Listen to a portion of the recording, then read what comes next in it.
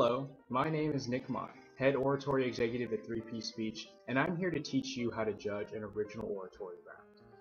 Oratory is a complex event, to put it mildly. I can't speak for my interpreter colleagues out there, but as both a former orator and a judge, I always felt that judging oratory had a steeper learning curve, per se, than other more structured events, like interp or stem. For example, given no technical knowledge whatsoever, an inexperienced judge can still tell that the better interpretation in the round was funnier or more poignant. Well, while emotion is a vital aspect to oratories, it isn't that simple. Oratory is much more complex than that, and I'm going to help you sort through the various qualities that makes the difference between a first and a last rank oratory. In a very minimalist view, oratory is about persuasion. The goal of an orator is to make you believe what he says about a certain mindset that society has. But oratory is a journey. Along the way, the speaker must guide you, teach you, and challenge your beliefs, respectfully granted, in a way that is enjoyable to listen to. After all, when hearing two different speeches, most times you'll be able to say, I like this speech more than that one. However, the hardest part is answering the question, why? Not only to the competitors on their ballots, but also to yourself, so that when you hear the third, fourth, and subsequent speeches, you know how to weigh those various qualities in a way that allows you to rank one speaker higher than another with confidence. Now, one of the problems with creating a video on oratory like this is that effective styles vary heavily from different geographic locations around the country. As a result, I will preface my guide with a disclaimer that there are definitely aspects of oratories out there that make oratories successful, but some regions in the country out there emphasize certain aspects more than others. You will be able to tell if a certain aspect is emphasized in your area if almost all the speakers in the round emphasize or use that convention. I know this is not very specific right now, but because things are so different around the country, I can't be much more specific than this. However, given these discrepancies, there are still three components of an oratory out there that are vital to success, and they are 1. Content, 2. Delivery, and 3. Presence. So let's first talk about content. A large problem with many new judges out there is that they have an unclear idea of what speeches are supposed to be about. To put it plainly, oratory is less about political persuasion. It's not supposed to be a speech like Martin Luther King Jr. or President Obama, but it is more akin to motivational speaking. Oratories seek to cause a mindset shift in society. They want us to change our way of looking at things. For example, extremely popular topics today are critiques of materialism or over-reliance on internet culture. You'll understand more as you actually start listening to speeches, but there are 4 vital aspects of an oratory's content that I've fleshed out for you. The first aspect of content is a sound topic. Is their argument, well, arguable? The speech must have an argument if they're trying to persuade you about something. But specifically, oratory must be about criticism of an idea, mindset, or perspective. It's even better if the topic is novel or seems extremely interesting off the bat, but it's not necessary. Topic is the first step in the door. What the speaker does with that topic puts it all together. The second aspect of a successful oratory's content is an effective intro and conclusion. The old English teacher adage that the introduction and conclusion are the most important parts of a piece holds true. Did they catch your attention, or were you confused right off the bat?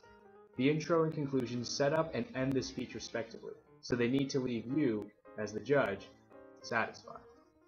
The third aspect of successful content is novel argumentation. Their argumentation needs to make you think. It needs to teach you something. Were you able to take away something from this speech, or did it just take the topic area and regurgitate everything that has already become cliche about it?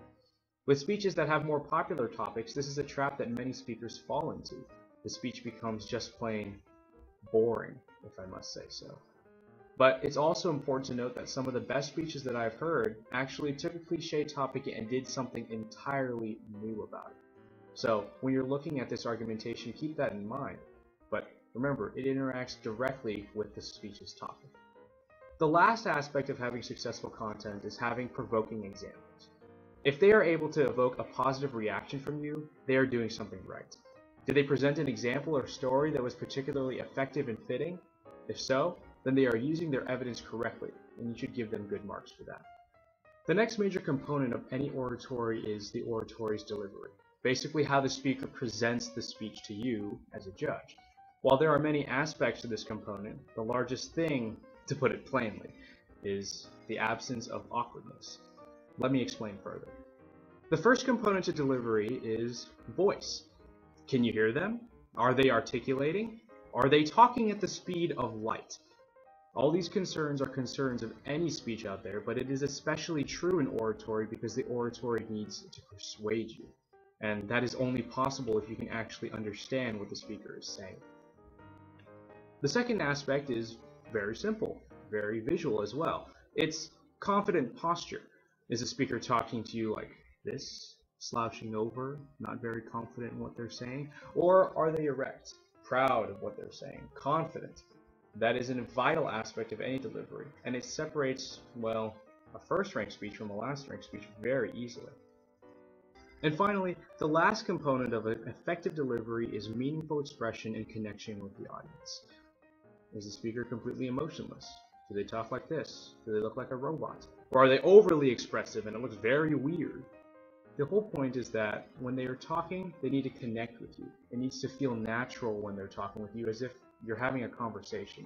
If it feels more like a recital, which is more robotic, or more like an act, then it's not really a good or perfect oratory. And finally, the last aspect out of the big three following consonant delivery is the speaker's presence. Now, I would argue that this is the most important aspect of a speech, but it is also the hardest part to judge simply because it is so subconscious. These are the things that cause judges to say, I like this speech more than the other one, but am unable to tell why. These components of presence tell the difference between a new speaker and a seasoned speaker, and they're all very minor things that are not completely visual or completely overt, but it's stuff that shines through in the speaker speaking and speaker's personality that makes the judge feel more that they want to give that speaker a 1. Now, this whole idea of presence is a very abstract concept, so let me try to refine it further for you. One of the biggest aspects of presence is a speaker's passion. Does he care about what he's saying? Does he believe what he's saying? I mean, after all, in order for a person to persuade you to believe what he believes, he has to believe it first. The second aspect is very simple. It's the idea of confidence. Does the speaker feel like he can assert what he's saying? Or is he unsure about what he's saying? If the speaker's unsure about what he's saying, then can you actually believe what he's trying to argue to you? And the last and final portion of presence is consistency of character. Now, this is very easy to detect for some people, and for others it's very hard to find. In other words, if the speech feels very natural and there are no awkward moments within the speech, you can feel that the speech particularly fits the speaker, then that's a very good aspect of the speech. For example, a violation of this principle is a particularly stoic speaker trying to crack jokes that end up falling terribly flat. In other words, a speaker who recognizes his fortes and plays on them is much better than one who tries to take aspects from all these different other speeches in an attempt to gain widespread appeal while debasing his own character and his own speech-making abilities. Overall, I hope this video was helpful in illuminating what oratory was about. In all honesty, oratory is too complex to compress into a small video, so I would have skipped over a lot of major details, and some of the things I said might have been a little vague. But if you want more information, I suggest you go to 3pspeech.com. We have a ton of other supporting documents and other information that'll tell you more about oratory and for all of your inquisitive needs.